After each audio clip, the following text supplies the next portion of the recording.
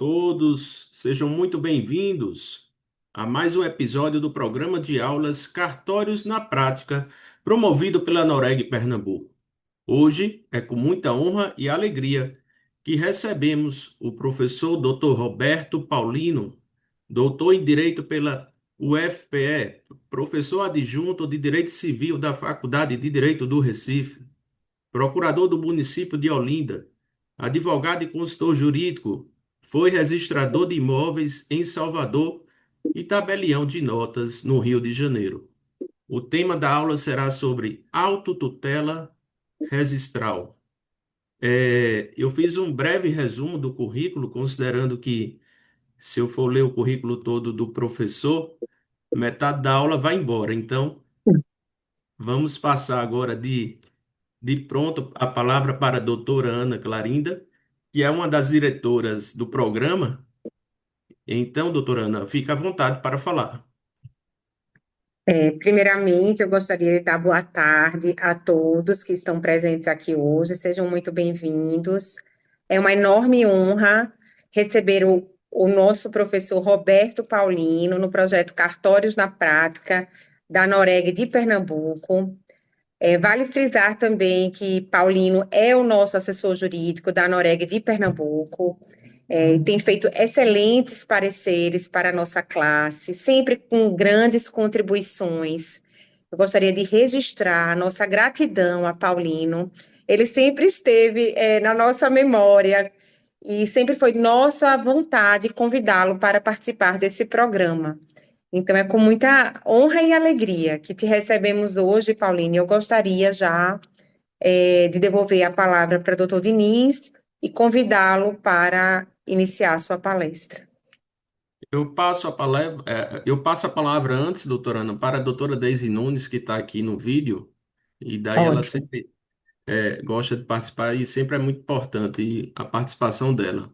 Então, por favor, doutora Deise, fique à vontade para falar também.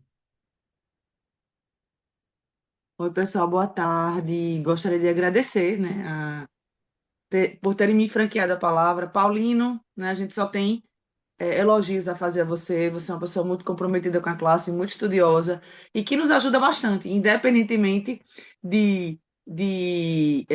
enfim, mesmo que a gente não tenha fundamento nenhum no que a gente está pedindo, você realmente é muito prudente e muito coerente nos seus argumentos. Eu acho que a gente só tem a ganhar com seu com a sua aula e muito, né? Me toca esse assunto sobre autotutela registral. Eu acho o tema de extrema importância. Eu acho que a gente precisa, né, trazer para o registrador de imóveis mais do que a legalidade, mas também trazer que a nossa função vai muito além do que seguir estritamente a lei. A gente pode, né, atuar, né, agindo aí como a gente deve ser, como a gente deve proceder, com tutela, com cautela e principalmente a gente trazendo segurança para os nossos usuários. Então aí, Diniz, muito obrigada e vamos em frente. Ótimo, excelentes considerações. Então, professor Roberto, fique à vontade, o espaço é seu, e estamos aqui para aprender. Pode iniciar a palavra. Obrigado. Boa tarde, meus caros. Quero iniciar agradecendo o gentilíssimo convite da Noreg de Pernambuco. Como a doutora Ana lembrou, eu sou hoje consultor jurídico da Noreg, também da Associação de Registro de Imóveis.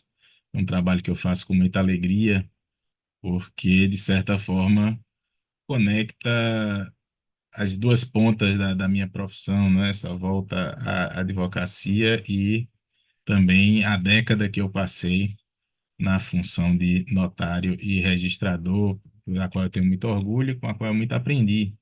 Então, fico muito feliz por poder seguir contribuindo com a classe de certa forma depois dessa saída. Quero cumprimentar todos os presentes aqui, cumprimentar o doutor Diniz, doutora Ana, doutora Deise.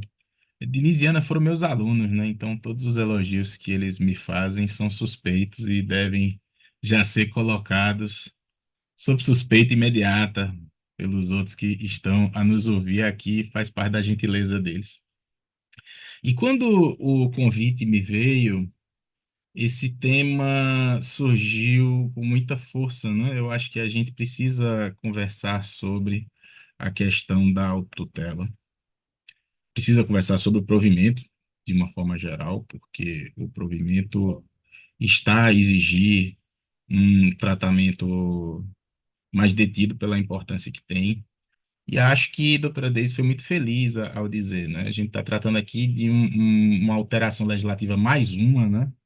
A classe tem essa dificuldade, esse problema de ser bombardeada com uma produção legislativa imensa, muitas vezes não só de lei stricto sensu, mas de normas administrativas as mais frequentes. Mas existem algumas transformações legislativas que têm um impacto muito grande. E a gente precisa mensurar isso, porque vão interferir na própria estrutura da atividade, no que a gente entende por função registral em consequências profundas no direito registral imobiliário. Essa é uma delas. E a gente deve dizer que, iniciar dizendo que, além da autotutela registral ser um tema da maior importância, o próprio provimento 195 é de um impacto enorme. E talvez a gente precise começar mensurando esse impacto. Vejam, falar de autotutela registral já é em si uma inovação significativa, porque a gente tem um instrumento, um procedimento, em primeiro plano, para sanação de vícios e irregularidades no registro de imóveis, muito mais avançado do que a gente teve até aqui, e porque existe verdadeiramente um depósito aqui no registrador de um nível de confiança ainda mais alto dentro da lógica da extrajudicialização dos serviços registrais. Então, essa é uma importância muito grande. Mas, como eu dizia, o provimento 195 é mais do que isso, né?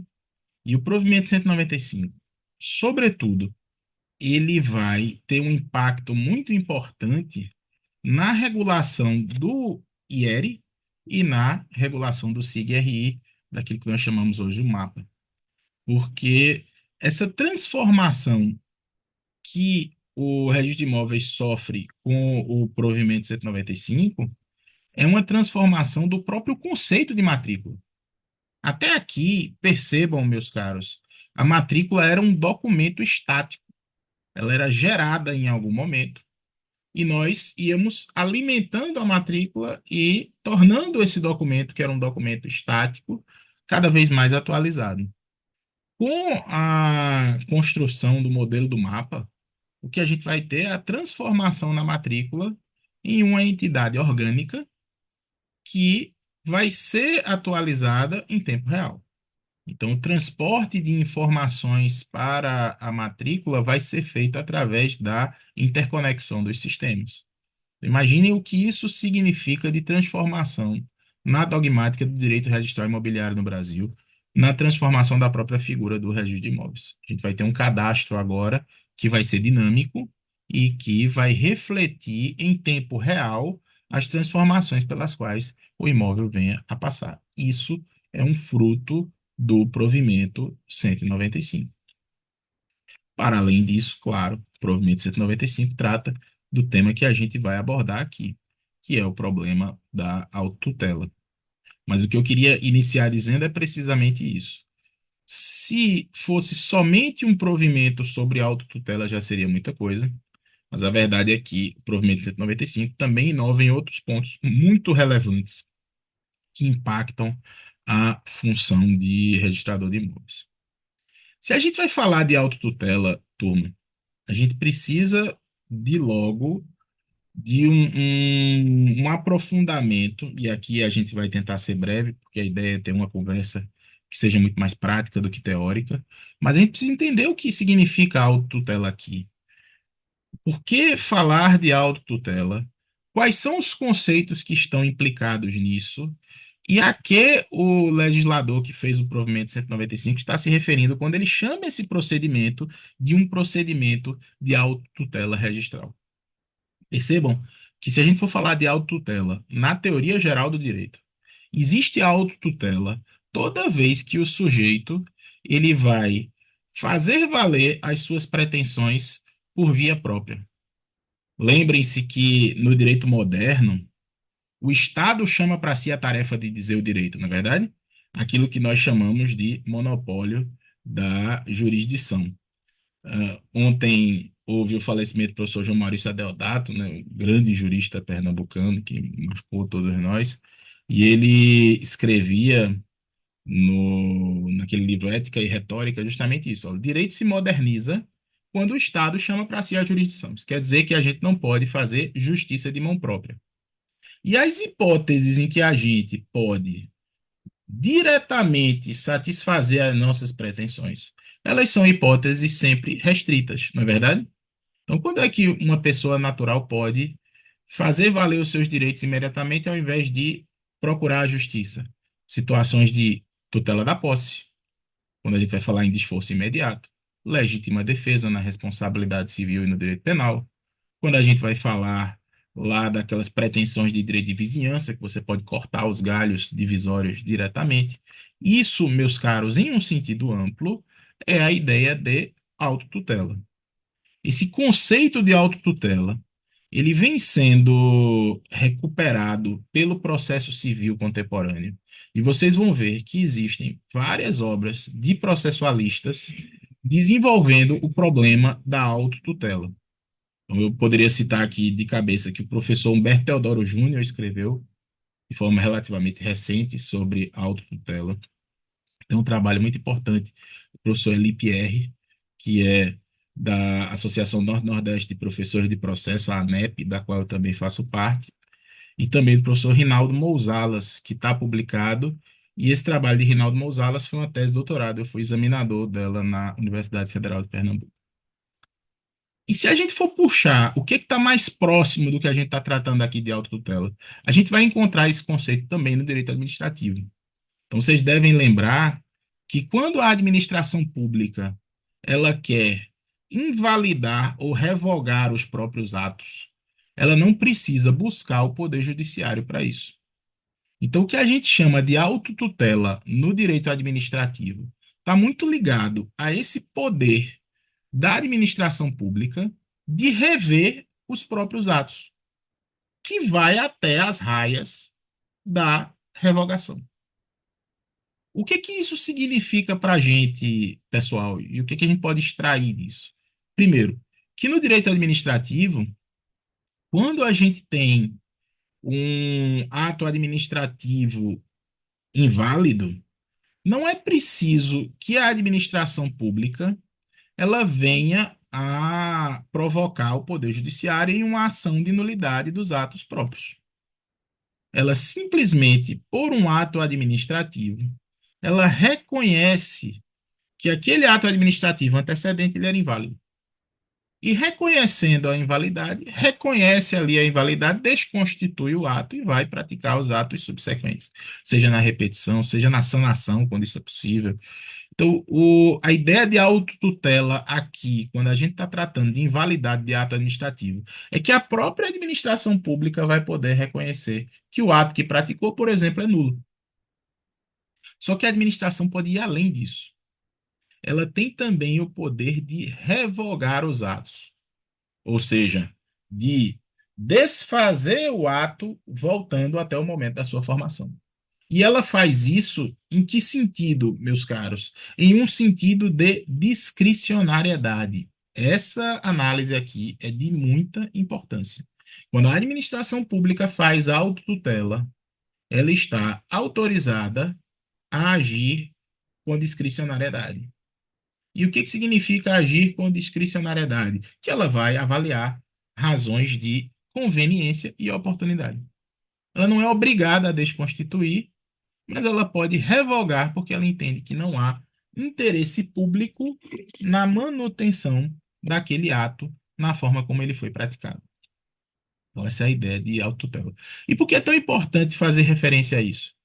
Porque quando nós estamos no exercício da função de registrador, nós estamos praticando atos administrativos. O procedimento base do registro é um procedimento administrativo. Mas a ideia, então, de autotutela que a gente vai recepcionar aqui é a mesma ideia de autotutela que existe lá no direito administrativo? Não. Primeiro porque o registrador de imóveis, ele tem limitações no exercício daquilo que nós podemos chamar de autotutela a partir do direito administrativo. Então, ele não pode atuar com discricionariedade, ele não tem faculdade de revogação. Depois, ele não tinha tradicionalmente a presidência do procedimento, percebem? Ele não podia tomar a iniciativa desses atos de sanação e desconstituição a partir de um procedimento previsto em lei. Então, na verdade, o que o procedimento, o provimento 195 faz é precisamente avançar na ideia de autotutela exercida pelo registrador. Há muitas razões para que o registrador de imóveis ele não seja historicamente tratado com as mesmas prerrogativas aqui de exercício de autotutela da administração pública. Nós estamos tratando com um particular, quem é delegado ao exercício de função pública, portanto, não é a administração pública direta, e nós estamos tratando com um particular que tem uma estrutura administrativa a qual ele está subjacente. Ou seja, boa parte das decisões administrativas não são tomadas pelo registrador, elas são tomadas por quem? Pelo juiz corregedor permanente, no exercício de atividade administrativa. Então, o que o provimento 195 faz é avançar isso e atribuir competências em matéria de autotutela ao registrador de imóveis, para que a gente tenha uma eficiência maior, para que a gente não dependa para tudo de provocar o juiz corregedor permanente. E para que nós tenhamos um procedimento eficiente para poder fazer isso e tornar isso realidade. Percebem? Esse é o ponto central aqui da inovação legislativa. Se vocês me perguntarem, e isso é o tipo de coisa que a gente precisa falar com muito cuidado, né? Se me perguntarem, professor, e isso aqui poderia ter sido feito por norma administrativa? Não, seguramente não. Esse procedimento não poderia ser inaugurado por norma administrativa. O procedimento é inconstitucional por vício de competência, eu não tenho a menor dúvida. Mas a verdade, a cruel realidade, e algo que a gente deve ter muito cuidado em explorar, é que boa parte das normas que são essenciais para o funcionamento da atividade, para o progresso da atividade, para a incorporação de atribuições e competências novas à atividade, para o depósito na atividade do registro de imóveis de um nível de confiança muito grande que o sistema jurídico brasileiro tem dado nos últimos anos, foi feito por norma administrativa. Isso aqui também não foi diferente. O ideal seria que a gente tivesse uma lei federal, criando esse procedimento, atribuindo essa competência, mas essa é a realidade, a circunstância de vivermos em um tempo em que o CNJ legisla livremente, né? E muitas vezes legisla de forma benéfica a atividade registral e com um nível de agilidade maior do que se a gente tivesse o procedimento legislativo ordinário. Então, a autotutela aqui é simultaneamente essa competência e é o procedimento. É o procedimento de autotutela que agora está regulado pelo provimento 195. E esse procedimento de autotutela é fundamental que a gente compreenda que ele tem uma finalidade de, vamos utilizar uma expressão que é até atípica para a teoria do direito e para direito civil, que é a finalidade, digamos, de tratar irregularidades e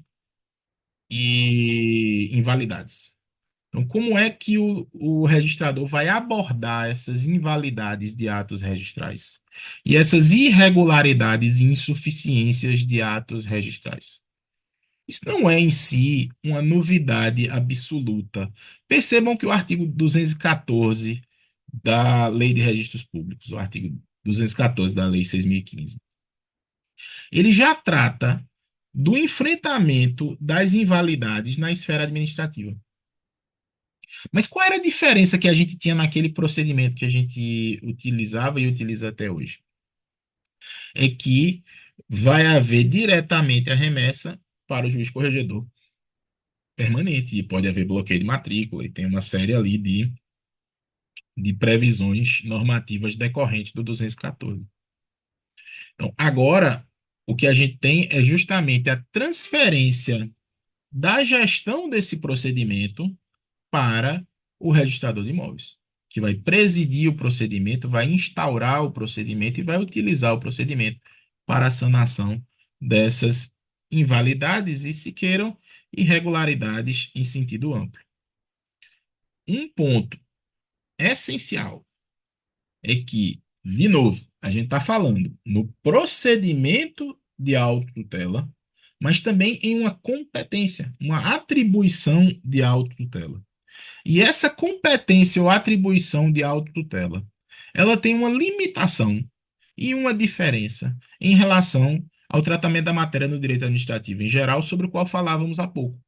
É que o registrador não pode revogar. O registrador não revoga ato praticado por ele e não tem possibilidade de fazê-lo dentro do procedimento de autotutela. Portanto, o registrador não trabalha com critérios de discricionariedade, de conveniência e oportunidade. Ele não pode dizer, olha, isso aqui eu poderia ter feito de uma forma diferente, então eu vou desfazer porque eu quero desfazer para fazer de novo. Mas dentro da ideia de invalidades e irregularidades em sentido amplo, vai se desenrolar o uso do procedimento de autotutela. Perfeito, turma? Outra coisa relevante aqui, isso perpassa toda a discussão de extrajudicialização, é que eu estou optando aqui por ser mais cauteloso e utilizar a expressão procedimento. Para muitos autores, isso aqui já é um verdadeiro processo. A gente poderia citar nesse sentido o professor Carlos Elias, e poderia citar nesse sentido um trabalho extremamente profundo da professora Renata Cortez, a tese de doutorado dela, que ela já vai dizer que esses procedimentos que envolvem contraditório, eles já devem ser considerados propriamente um processo, porque o conceito aí estaria justamente na figura do contraditório, o que estruturaria a noção de processo. A gente utilizar aqui o sentido mais conservador de procedimento, mas fica feita essa nota, que é uma nota importante, a meu juízo, porque já cresce tanto um, a esfera administrativa em torno do registrador que a gente já poderia falar propriamente em processo. E aí, que mais, turma? Quais são os pressupostos? Se agora a gente já entende, olha, a autotutela é uma competência, é uma atribuição e é também um procedimento. Quais são os pressupostos para que a gente ingresse no campo do procedimento de autotutela? Vai dizer o nosso legislador administrativo. É preciso que nós tenhamos casos de alta indagação ou de potencial litígio. Percebam, tem problemas que aparecem no registro de imóveis que não vão ser remetidos a esse procedimento de autotutela. Basta pensar, por exemplo, na ampla gama das retificações simples. A retificação que você pode fazer com a documentação que já está disponível, ela é feita independentemente desse procedimento que a gente tem aqui, não é verdade? Ah, então, a ideia de procedimento de autotutela aparece quando a gente precisa sanar uma irregularidade ou uma invalidade em sentido estrito e vai decorrer do tamanho do problema, digamos de modo informal. Que esse problema ele é ou de alta indagação ou envolve um litígio potencial. A gente precisa examinar, então, essas duas figuras para que a gente possa entender quando é que a gente entra no procedimento de autotutela. Quando a gente fala em questão de alta indagação, eu acho que todos vocês se lembram que esse é um termo com tradição no direito, né? Porque questão de alta indagação é uma expressão que a gente utiliza no procedimento de inventário judicial. Então, existe uma tradição do uso da expressão questão de alta indagação. E o que é questão de alta indagação no procedimento do inventário? Eu acho que talvez já teve gente aqui que se formou sem pagar a cadeira de procedimentos especiais, né? O CPC de 2015 desprestigiou um pouco os procedimentos especiais. E vejam, para a atividade do registrador de imóveis, procedimentos especiais é uma matéria importantíssima, vale muito a pena dar uma olhada. Mas o procedimento de inventário, ele vai ter, no curso do trâmite do procedimento, ele vai ter uma série de questões que são submetidas à análise do juiz. Ele vai ter que analisar, por exemplo, a habilitação de herdeiros, ele vai ter que analisar a habilitação de credores, alguma eventual impugnação às declarações. Isso a gente também tem uma proximidade disso na função notarial e registral por causa do inventário extrajudicial, na verdade, que tudo isso está lá presumido dentro da estrutura de um ato jurídico, que é a escritura de inventário. Só que toda vez no inventário que a questão é de alta indagação, o que é que o juiz faz? Ele remete às vias ordinárias.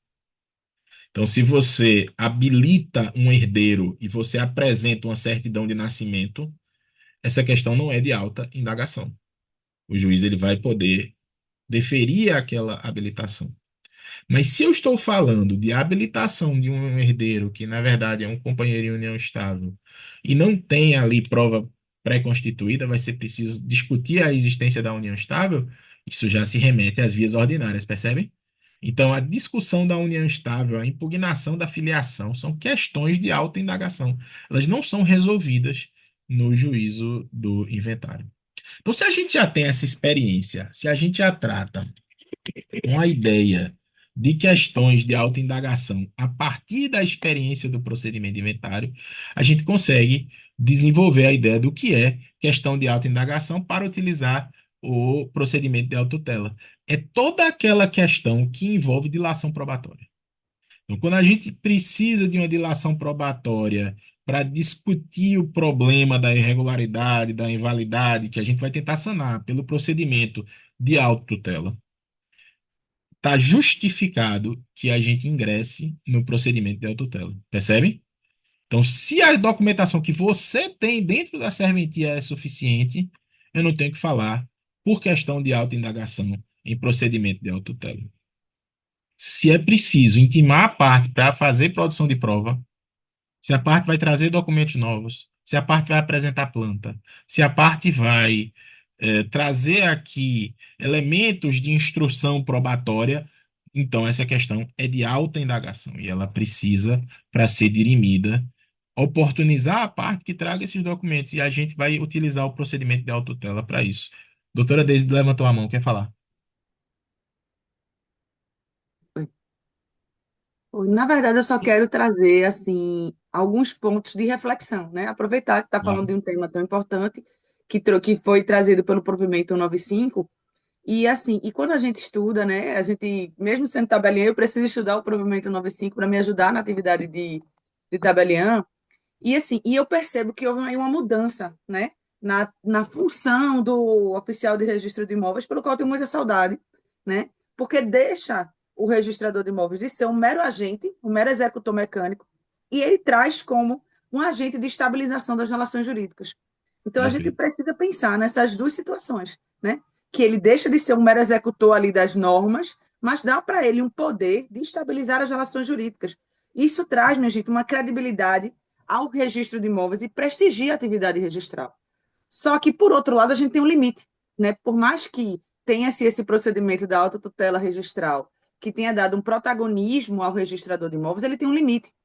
Porque o limite é que o provimento ele não autoriza voluntarismos e nem flexibilizações indevidas, tá? A gente precisa ainda manter a nossa capacidade de análise, de segurança jurídica e compromisso com os princípios, né? Então a gente precisa ter tudo isso. Então a autotutela ela não pode substituir situações que demandam dilação probatória, como o professor acabou de falar, tá certo? Mas aí a gente precisa impedir que a autotutela se transforme em arbitrariedade.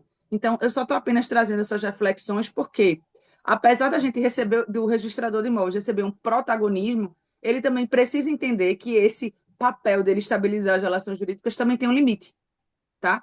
E a gente não pode se valer do provimento 195 para fazer qualquer coisa aí para registrar um título. Então, só eram essas considerações que eu queria fazer. Desculpe se falei demais, era só trazer isso para a gente trazer a reflexão. Nada, minha cara, muito importante. E eu acho que essa é uma questão que a gente pode, inclusive, traduzir do ponto de vista desse enquadramento de direito administrativo mesmo. A decisão do registrador é sempre vinculada. Ele não pode, ali na análise jurídica, ele não pode tomar decisões, novamente, de conveniência e oportunidade. Ele vai precisar fazer as exigências legalmente previstas e fundamentar essas exigências legalmente previstas. Então, sem dúvida nenhuma, é preciso ter muito cuidado para que isso não exacerbe em um abuso de competência que venha a formular exigências que são descabidas, né? Mas a ideia é essa. Se a gente tiver questões que envolvem necessariamente uma iniciativa probatória complexa, a gente está dentro de procedimento de autotutela. Se a gente tiver risco de litígio, a gente também está dentro da autotutela. E essa é uma questão muito importante, né? Porque existem situações de irregularidade que vão envolver mais de uma decisão possível e essas decisões elas vão poder atingir os interesses contrapostos de pessoas que são titulares de direitos refletidos no registro. Então, se eu tenho uma possibilidade de sanação do problema de uma matrícula que afeta os direitos que estão contidos em outra, eu preciso ter um procedimento em contraditório, percebem? Esse é o ponto central da coisa. Ou porque eu preciso trazer a parte para me municiar de prova para que essa questão possa ser objeto de solução, ou porque existe mais de uma parte afetada, e nesse ponto de vista a gente vai precisar oportunizar a essas partes que se manifestem. E aqui é evidente que a gente recorda que todo o campo da extrajudicialidade é um campo de consenso. Todos os procedimentos extrajudiciais são procedimentos que, ainda que deem ao registrador o poder de fazer um julgamento administrativo, eles não dão ao registrador o poder de compor conflitos em situações de discussão contenciosa.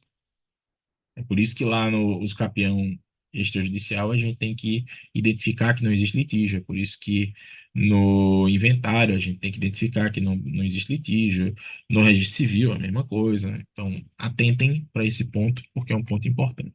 Então, o que é que nos vai conduzir ao procedimento? Ou questões ditas de alta indagação, ou questões que têm um potencial para gerar conflitos de interesse entre dois polos distintos, entre duas partes distintas, ou mais. Percebam que o próprio provimento, ele vai tratar de questões que não vão ter nenhuma coisa nem outra. Está lá no provimento, falando sobre duplicidade, sobre restauração, sobre suprimento, sobre sobreposição.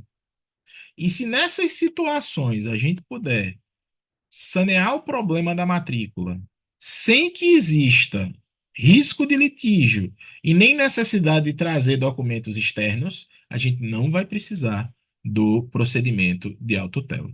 Então, o que eu quero colocar aqui é que a dogmática da autotutela está muito clara. Eu vou chegar nela se eu tiver risco de litígio, necessidade de dilação probatória. E está muito claro também que o registrador não vai ter que usar esse procedimento para tudo, porque existem problemas que ele vai poder sanar sem que contraponham interesses e sem que se exija que a parte produza prova e venha fazer dilação probatória.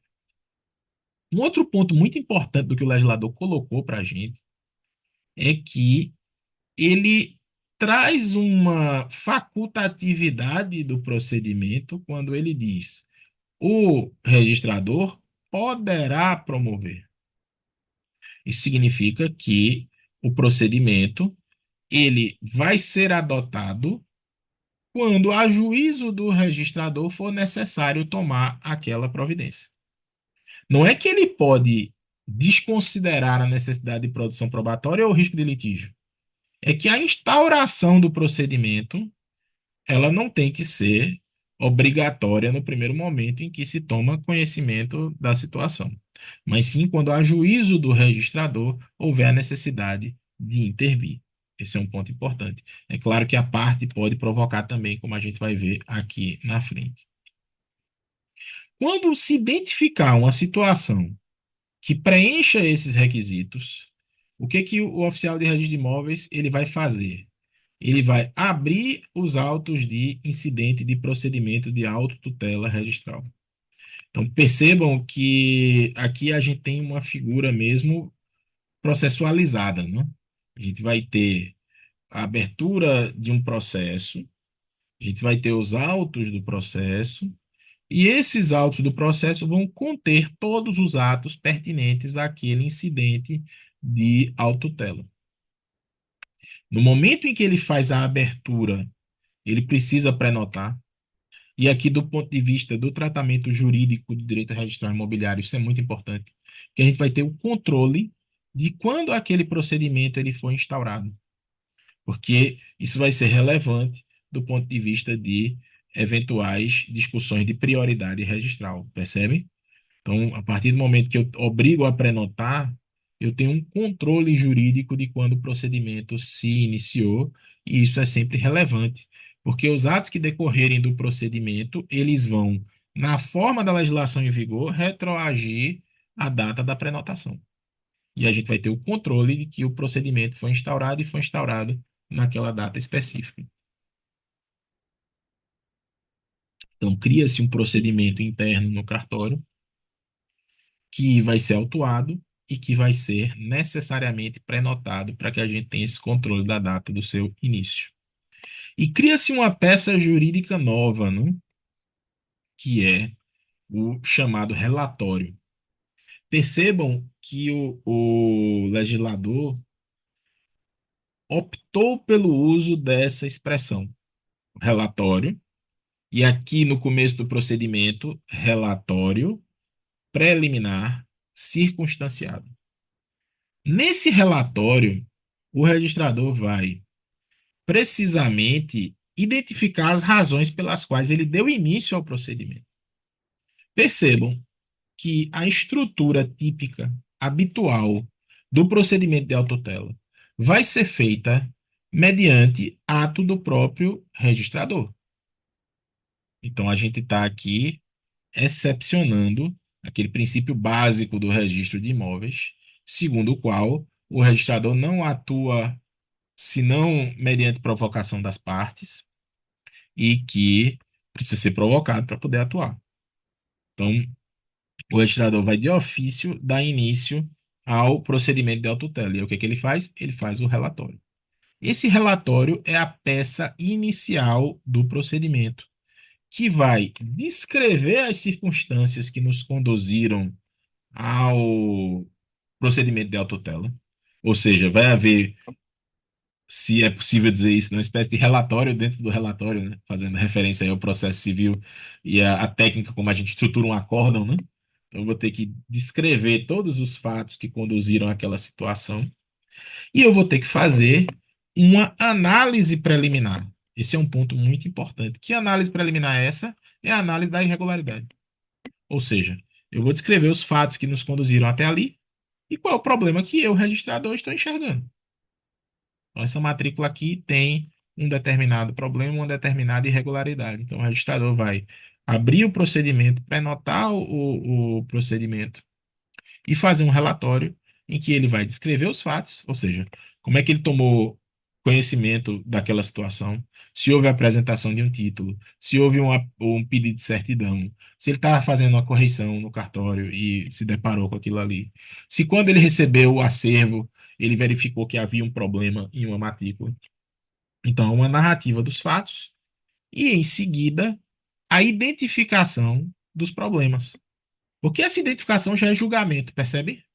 Já é, de certa forma, um ato administrativo de, comparando a situação da matrícula com as exigências legais para a prática do ato, dizer que essa matrícula não atende, de alguma forma, à legislação que está em vigor. Então, o relatório preliminar vai identificar os problemas e, logo em seguida, propor uma solução específica. Então, haverá uma estrutura, podemos dizer, tripartite, né? Uma estrutura tríplice, em que, Primeiro eu narro, depois eu individualizo o problema e, por fim, eu aponto aquela solução que eu entendo a priori que vai ser a solução mais adequada. Por que que esse relatório é preliminar? Porque ele vai estar sujeito a ser modificado ao longo do procedimento de autotutela. E o que que a gente vai ter aqui em seguida? A gente vai ter justamente a notificação dos interessados. Se o procedimento de autotutela ele é caracterizado justamente por essa necessidade de contraditório, seja porque existe possibilidade de litígio, eu tenho que ouvir duas partes.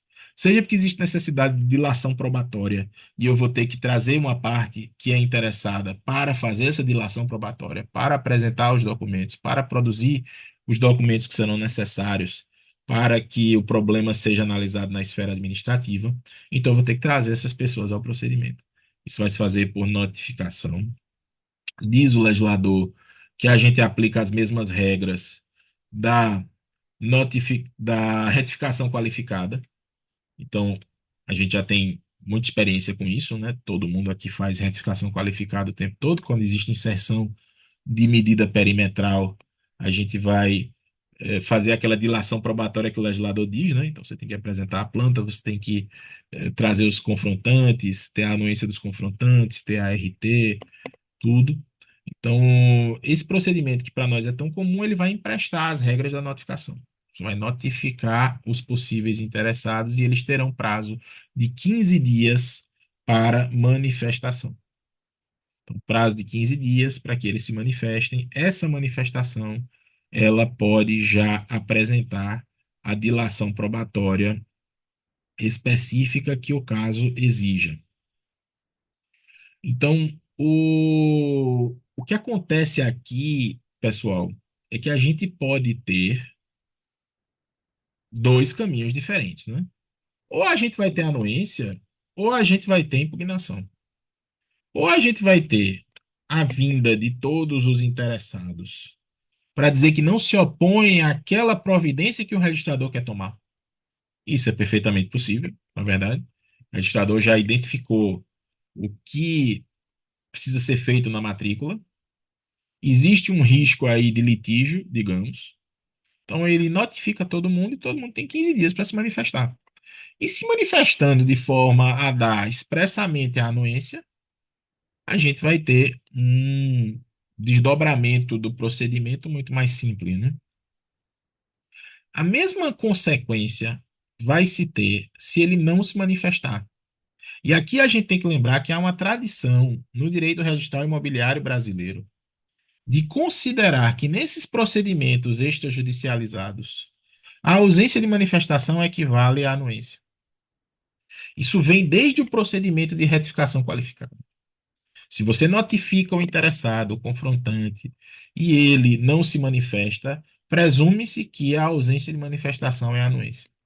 Mas eu não sei nem se todo mundo aqui lembra que quando o Código Civil de 2015 ele saiu, ele foi promulgado, o tratamento do procedimento de uso capião extrajudicial dizia que na ausência de manifestação se presumia a impugnação. Isso foi objeto de crítica doutrinária. Eu escrevi sobre isso num Código de Processo Civil comentado, coordenado por Teresa Wamber e Fred Didier, justamente criticando o tratamento do legislador, porque havia uma confiança no registrador lá na retificação que o CPC de 2015 quis tirar no procedimento de uso capião.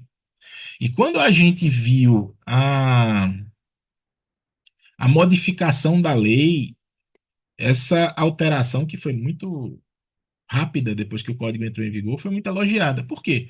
Porque justamente ela representa uma confiança que o legislador deposita no registrador. No sentido de que, se a parte não se manifestar, nós vamos ter a presunção de anuência e seguir o procedimento. Ou seja, valorizando o procedimento e valorizando a própria função do registrador de imóveis.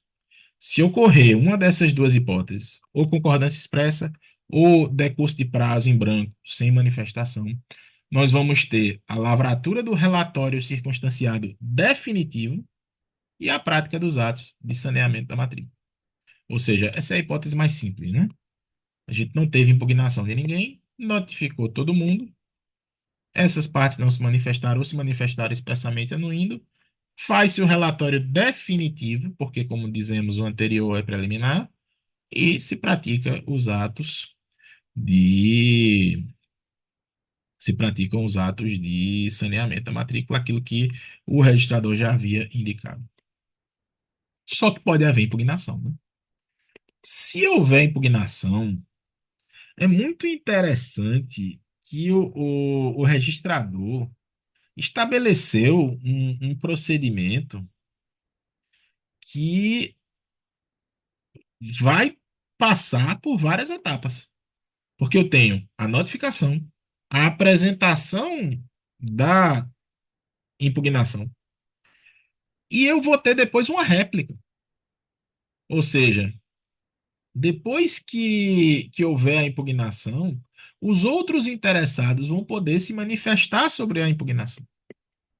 Percebam que esse tipo de aprofundamento do debate não existe nos campeões extrajudicial. Então, o legislador previu impugnação, réplica, dilação probatória, inclusive na réplica, não existe preclusão nesse momento, porque percebam que o impugnante é quem se manifestou primeiro, e oportunidade de impugnação dos documentos apresentados. O que significa que depois da réplica, eu ainda terei uma outra manifestação. Ou seja, primeiro fala o impugnante, depois os outros terão a oportunidade de replicar a fala dele, e se esses outros produzirem prova, eu vou intimar o impugnante para se manifestar novamente. Ou seja, o procedimento aí de debate e de discussão, o procedimento do contraditório é bem mais complexo aqui do que a gente tem experiência lá no uso capião extrajudicial, me parece, observando aqui a regulamentação do legislador. Nessa situação, existe a possibilidade de fazer a audiência de conciliação ou mediação. Por quê? Porque eu tenho impugnação. Se a impugnação está pendente, ela vai ter que ser apreciada. E a ideia é que ela não venha a ser apreciada. Por isso que o legislador coloca que a gente faça a audiência de conciliação ou mediação. Diz o provimento 195. Será feita a conciliação ou mediação.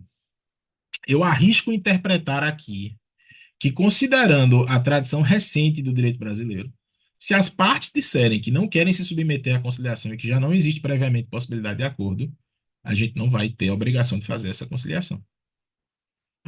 O CPC de 2015 tentou tornar aquela audiência inicial obrigatória, né? Mas a prática hoje no processo civil brasileiro é justamente deixar que as partes disponham disso. Eu imagino que a mesma lógica venha a ser trazida aqui.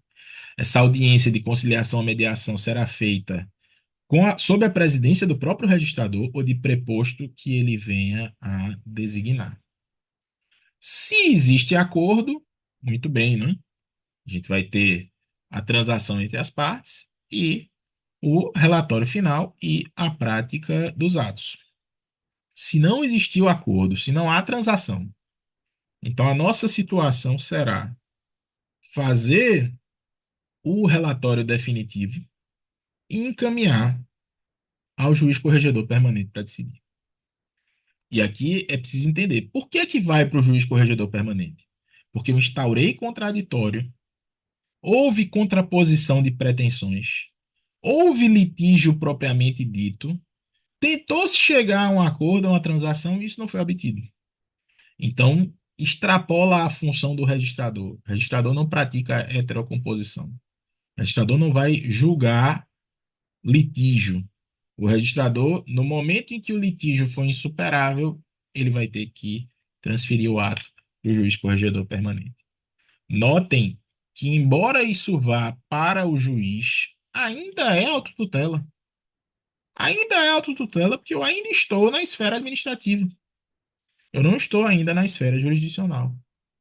E, consequentemente, o juiz corregedor permanente vai apreciar a controvérsia. Vai olhar a impugnação, a réplica, a manifestação sobre a documentação e vai decidir quem é que tem razão naquela situação. Um ponto muito interessante, meus caros, que o provimento traz é que existe um elemento de iniciativa probatória do registrador. O registrador não apenas ele notifica as partes e oportuniza as partes que se manifestem sobre a controvérsia e que produzam prova. O registrador ele pode determinar as partes que apresentem determinada prova. E isso é um ponto muito importante. Até porque, lembrem-se, não necessariamente haverá polos contrapostos, não é verdade? Eu posso ter apenas uma das partes presentes. E por quê? Porque não existe potencial de litígio, mas existe problema de alta indagação. Então, isso aqui é uma atribuição, é uma competência que o registrador tem de importância muito grande. Porque ele pode, na presidência do procedimento de autotutela, intimar a parte para produzir uma prova específica. Você pode lembrar um exemplo simples aqui. Dizer, olha, eu preciso de uma planta, produza. Produz a planta, é seu ônus, dentro do procedimento de autotutela, trazer essa informação para mim. Lembrem-se que isso também está na esteira de uma mudança do próprio processo civil brasileiro. A jurisdição sempre foi inerte, o juiz sempre foi ali sujeito à provocação das partes, mas ao longo da década de 90 do século passado e do começo desse século, desenvolveu-se toda aquela teoria de um juiz que tem um papel ativo na produção da prova, não é verdade? Então, o processo civil que tem essa tendência de reconhecer no juiz uma postura ativa na construção da prova, vai influenciar o direito administrativo, que vai dar ao registrador a possibilidade de, também de forma ativa, provocar o interessado à produção da prova. E com isso poder fazer com que o procedimento de autotutela ele seja mais efetivo, mais eficiente. Um outro ponto importantíssimo, e aqui eu já me encaminho à minha conclusão, até pelo avançado da hora, para que eu não possa cometer essa descortesia com os que me convidaram e extrapolar o meu tempo, é, é o ponto de que esse procedimento pode ser instaurado diretamente perante o juiz corregedor permanente. Então, se a situação já é suficientemente complexa e não existe possibilidade de solucioná-la diretamente por ato do registrador, porque não vai haver impugnação. Se eu já sei que existe um potencial de impugnação, o que eu posso fazer? Requerer diretamente o procedimento de autotutela ao juiz corregedor permanente. De modo que o, o procedimento já tramite com aquele que vai decidi-lo, porque a gente já sabe que existe uma impugnação provável a ser encontrada aí. Então é interessante, de novo, a gente traz para um procedimento novo algo que é da tradição do direito brasileiro e que tem história entre nós, que é a suscitação de dúvida inversa, não é verdade? A mesma coisa pode aparecer aqui, nos conduzindo a um procedimento de autotutela que é requerido diretamente pela parte para o juiz corregedor permanente, ou requerido diretamente pelo registrador para o juiz corregedor permanente. Isso dito, meus caros, a gente pode fazer algumas reflexões muito breves, inclusive no sentido do que a doutora Deise já antecipou aqui. Primeiro, se nós olharmos enquanto ferramenta, enquanto um instrumento técnico dogmático para o registro civil brasileiro, esse é um procedimento extremamente bem-vindo. Ele vai ter um potencial de solução de problemas inegável. Tem coisas que o registrador não podia fazer antes do provimento 195 que agora poderá. Tem iniciativas que ele poderá tomar que não podia. Havia dependências do juiz corregedor permanente que agora serão reduzidas. Qual é a consequência que a gente pode imaginar para a prática do registro de imóveis? Nós vamos ter uma efetividade maior, uma eficiência maior, nós vamos ter um nível maior de segurança jurídica. Porque todas as vezes que existe a dependência do Poder Judiciário, ainda que na esfera administrativa, é evidente que há uma dificuldade maior de acessar essa autorização para a prática dos atos, há uma tomada de tempo maior, uma ineficiência maior. Então, permitir que o registrador tenha mais poderes na regularização do acervo, na sanação dos problemas, e indiscutivelmente será algo que trará eficiência, trará segurança jurídica como resultado. Mas em um segundo ponto, ainda técnico, ainda dogmático, a gente precisa observar que existe aqui uma expansão das competências do registrador. Há uma dilatação da extrajudicialização. Se atribui ao registrador um papel maior, um papel mais forte, porque ele vai poder atuar em uma situação em que existe um nível de litígio maior. É evidente que ele não chega a compor o litígio, mas ele vai até onde é possível fazer sem atribuir ao registrador essa posição de realizar a verdadeira heterocomposição. Isso não é pouco. É o que eu dizia no começo da aula. Se o provimento 195 muda o conceito de matrícula e, com isso, transforma significativamente o registro de imóveis, ele também transforma a função do registrador, atribuindo ao registrador um nível de solução de problemas na esteira da extrajudicialidade que antes não existia, com instrumentos técnicos que antes não existiam. E se me permitirem colocar uma última questão, essa última questão ela não será técnica, ela não será dogmática, ela não será de análise do provimento, ela será verdadeiramente uma questão política, de política legislativa e de política de classe. O legislador deposita aqui no Registro de Imóveis do Brasil mais um grau, mais um degrau na escada da confiança, da, do aumento de atribuições, de um nível maior de responsabilidade. Eu quero crer que todos tenhamos aqui a consciência de estar à altura dessa responsabilidade, de receber essa delegação de atribuição com alegria e com a certeza de que é a própria classe que vai ter que discutir essas questões, evoluir esse modelo e poder caminhar cada vez mais à frente em um modelo de prestígio da função de registrador e de depósito do sistema jurídico brasileiro dentro da lógica de um sistema multiportas, de uma responsabilidade cada vez maior e de competências cada vez mais amplas, para que a gente possa ter segurança jurídica no nosso modelo.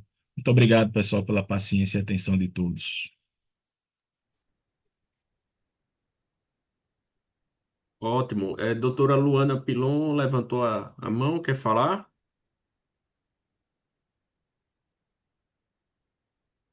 Não. Então, doutor Roberto Paulino, muito obrigado pela aula excelente, aula objetiva, porém muito profunda. Eu gostaria de franquear a palavra para os registradores de imóveis. Se tiverem alguma pergunta, doutora Ana Clarinda, que agora é registradora de imóveis em Abreu e Lima, doutor Vinícius, registrador de imóveis em Serra Talhada, doutora Juliana Dias, doutor Roberto Lúcio, Arthur Cavalcante, temos vários registradores acompanhando a aula. Batemos aqui mais de 40 alunos registradores estão assistindo sua aula. Então, um espetáculo. Eu queria Grande honra. saber se os colegas fiquem à vontade, podem É, perguntar. pronto, doutor Diniz, eu gostaria de fazer algumas considerações na explanação do professor Roberto Paulino. Primeiramente, dizendo que chegamos a quase 46 presentes durante a gravação da aula, a maioria registradores de imóveis de Pernambuco, do Recife e região metropolitana, interior. Então, está todo mundo muito interessado nesse assunto. E eu percebi que o professor Paulino passeou por toda a produção, né, bibliografia, do que tem sido produzido sobre o tema. Eu gostei muito quando ele apresenta todo sistematicamente, né, de uma forma organizada, o provimento. Inclusive, foi muito claro de uma forma que eu ainda não tinha visualizado de uma forma tão clara, falando de concordância, quando há impugnação, é, esclarecendo todas as fases. Eu gostei bastante. E um final, quando ele fala ainda da confiança depositada nos registradores, também que nos faz pensar e refletir a responsabilidade que estamos recebendo, né? E também ele fala de sistema multiportas para o registrador de imóveis. São coisas novas também, ideias novas que estão sendo trazidas para o debate. Essas são as minhas considerações. Também quero agradecer Roberto Paulino mais uma vez. Ele transita muito bem sobre os temas registrais, com muita propriedade e muita tranquilidade. A aula fluiu muito bem, eu só quero agradecer por toda a explanação. Devolvo a palavra. Muito obrigado, Doutora Nicole. Deise, quer falar alguma coisa? Oi, quero rapidinho, porque eu tô aqui com a minha sobrinha, que minha irmã precisou sair, Oh, eu tô aqui com ela. Mas é rapidinho. Roberto, parabéns, tá? Eu acho que cada vez mais a atividade notarial e registral vem ganhando protagonismo, e isso nos deixa muito feliz. Eu estava aqui pensando, você falando, eu comecei a fazer umas anotações, porque a gente precisa, né? A gente sempre precisa aprender com quem sabe, né? E realmente ele foi muito didático, muito objetivo, trazendo uma abordagem geral do provimento 95. E eu fico aqui pensando na minha atividade como tabeliã. Eu acho que também, né? Indiretamente, o tabelião também ganhou muito protagonismo com o provimento 95, porque a gente, sabendo da autotutela registral, a gente pode ficar um pouco mais, digamos assim, seguro e tranquilo ao fazer as nossas escrituras, porque a gente também sabe que muitas coisas do aperfeiçoamento da matrícula também podem ser feitas diretamente, assim, através de uma escritura pública bem feita e de um trabalho mais aprofundado do tabelião. Então, eu acho que o provimento 95 veio para trazer um grande protagonismo para o registrador de imóveis. Acho isso importante. A gente tem condições de fazer isso, né? É extremamente bom saber que a gente tem agora o CNJ trazendo mais atribuições para a gente e nos dando a responsabilidade que a gente já tinha, mas que agora fica aí escancarada na nossa vida. Então, só tenho a parabenizar e agradecer. Obrigado. Ótimo, temos várias mensagens, professor, aqui, de alguns colegas. Juliana Dias, obrigado, tema incrível. Ivone Sampaio, parabéns pela clareza nas explicações. Rosângela, parabéns, excelente aula. Luana, minha conexão caiu, mas tenho uma dúvida. Wellington, parabéns pela iniciativa da Anoreg. O ilustre professor foi excelente. Eu estou vendo aqui Juliana Dias, quer falar, levantou a mão, pode ficar à vontade. Oi, eu estou aqui no trânsito, eu vou falar rapidinho. Professor, muito obrigada. Eu peguei só meia hora porque eu estava numa consulta, mas é um tema que eu me interesso muito e eu acho que o recado assim importante para a gente como registradores e notários também é que a gente tem que se apropriar realmente dessa autonomia que a gente está recebendo, se apropriar de verdade, se preparar, estudar, conhecer a nossa legislação, saber os limites que a gente pode ir e chegar neles. Porque se a gente se apropria, a gente ocupa nossos espaços, né? Porque se a gente não ocupar, eles ficam vazios e outros ocupam. A verdade é essa.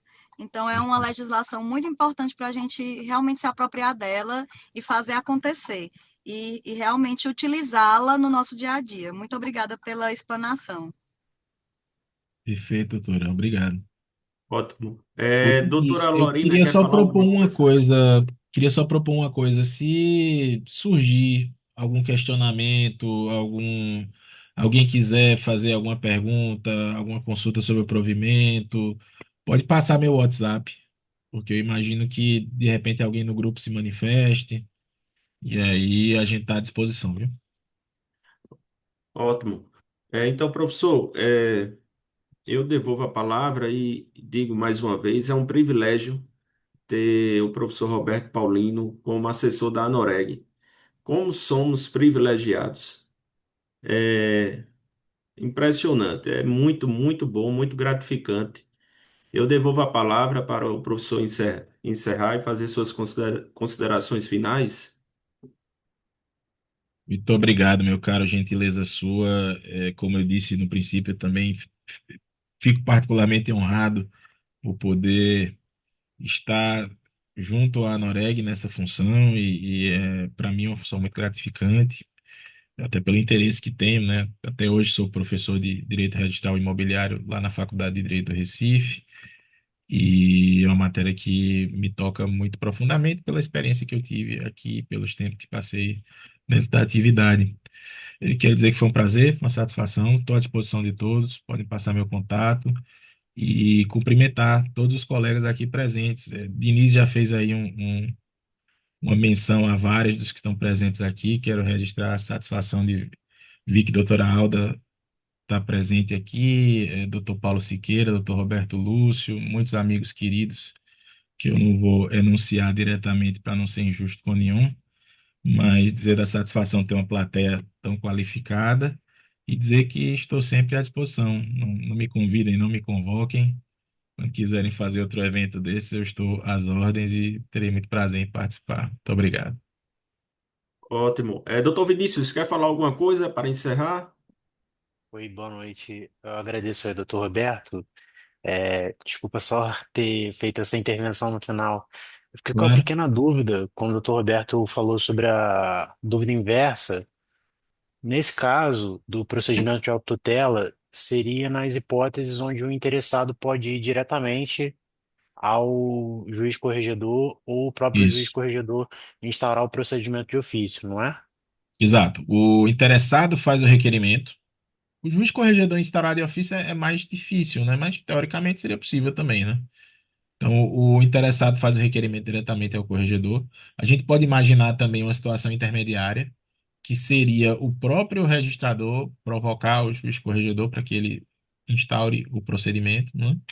Então, me parece que da forma como o artigo está redigido, dá abertura para todas essas situações. E reitero, diz também, lida e diz respeito a uma tradição que a gente tem da figura da própria suscitação inversa, né? Perfeito, doutor. Obrigado Maravilha, meu pelo caro. esclarecimento e pela explanação. Um abraço. Ótimo, excelente noite para todos e eu declaro encerrada a aula. Boa noite, pessoal. Boa Até a noite. próxima. Boa noite. Obrigada, muito obrigada, professor Paulinho. Fique Obrigado, em paz. prazer. Boa noite para todos. Muito obrigada. Boa Boa noite. noite.